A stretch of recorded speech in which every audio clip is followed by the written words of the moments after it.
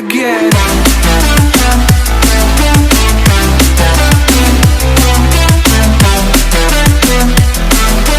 See you again.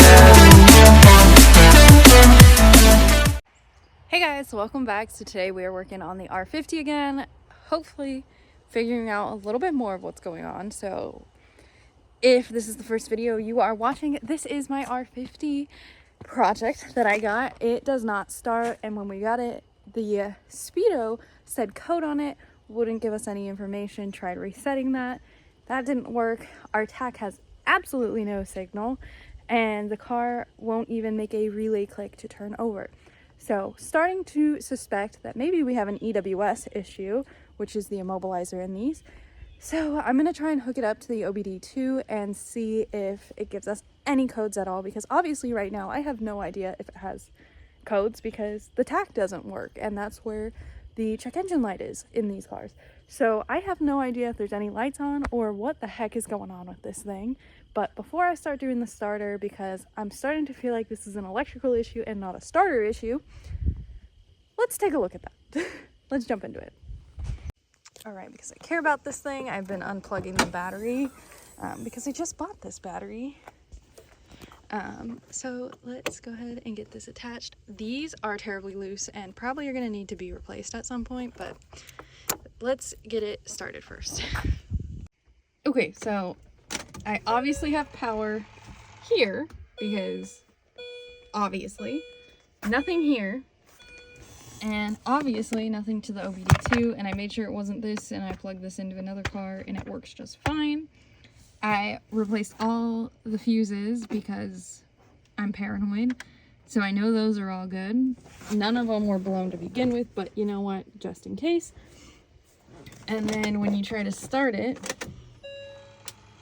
there's not even a relay click.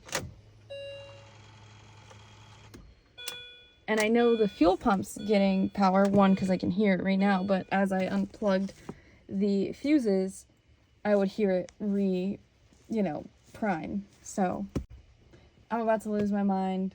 Okay, so I went to the Mini Cooper and plugged this in, and it got absolutely no power. And just to make sure that it wasn't the new OBD2 reader I bought, even though that doesn't make any sense, I plugged it into the Mazda, which I know has a code because I haven't gotten the lower O2 sensor tuned out for it having callous headers. So that's coming up properly. So I'm now wondering if we are having more of a problem getting power to the OBD2 even, and what that means. So I'm gonna try again. Maybe it just needed to get plugged into power real quick to work the first time.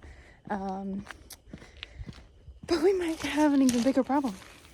Okay, so here's what we do know. We do know that power is getting to the speedo and power is getting to the fuel pump, because if I pull one of the fuses, I can hear the fuel pump reprime once I put it back in.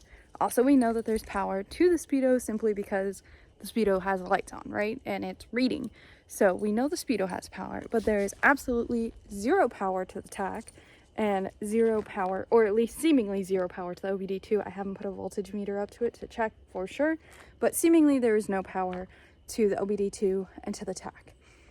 What this means, I don't know. I just took apart some of the stuff under the dash to start looking at wiring, and the wiring all seems to be okay.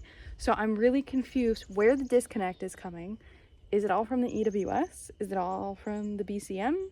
This doesn't seem to be making sense to me, and I'll be honest, I'm getting really frustrated. So I'm gonna look at some more wiring and see if we can find anything. So I thought maybe because this relay here was missing, right there, that might be the problem, and that maybe it was having an issue getting power because for some reason these relays were missing here. So I put one in and nothing has changed. I also swapped this relay up here thinking that would make a difference, and it did not. The wiring all looks healthy and good here to all of this. I'm not really sure where the disconnect is happening. So did some voltage testing, and there's no power to a bunch of the things that I tested down here. So started following that wiring harness, because clearly some power is getting some places and not others. So what is going on with this harness? Found that the harness is actually corroded together where two parts meet. So to fix this problem, it would need multiple new wiring harnesses, like one to the chassis, one to the engine. Big deal. This would be a big job. And just based on the condition of the car, the time I have, and overall, is it worth it? I don't personally think it is, to even try and fix this. And that is just the start. I mean, there could obviously be more problems. And because of how important it is to me to fix these cars the right way and not miss things on them, I don't personally feel that it is worth trying to fix this, and definitely not worth trying to fix this the wrong way. You know, you could just cut the harnesses where they meet off and try and connect the wiring itself, but that is just shady and not who I am. And no matter who this sold to, but especially if this sold to somebody that follows me, that is not the quality of work I would want my name on. So I think the plan for this is going to be one of two things. Either pull the parts that are good off of it and ship the rest, and hope that I can find another R50 that maybe needs an engine or something, because I think the engine is good in this thing, or maybe one that needs a trans, maybe an automatic that needs a manual swap.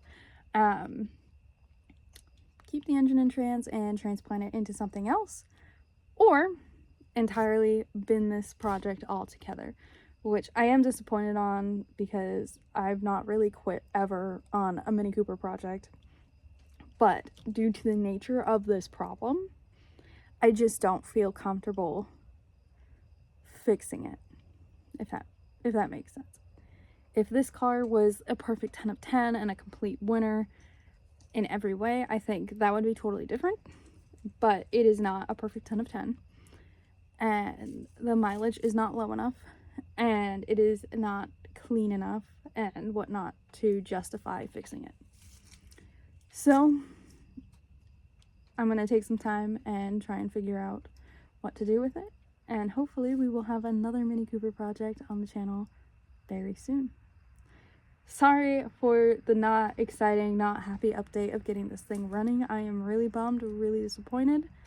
I hope you guys understand and enjoy the content. Thank you so much for watching. Peace out, and I will catch you in the next one.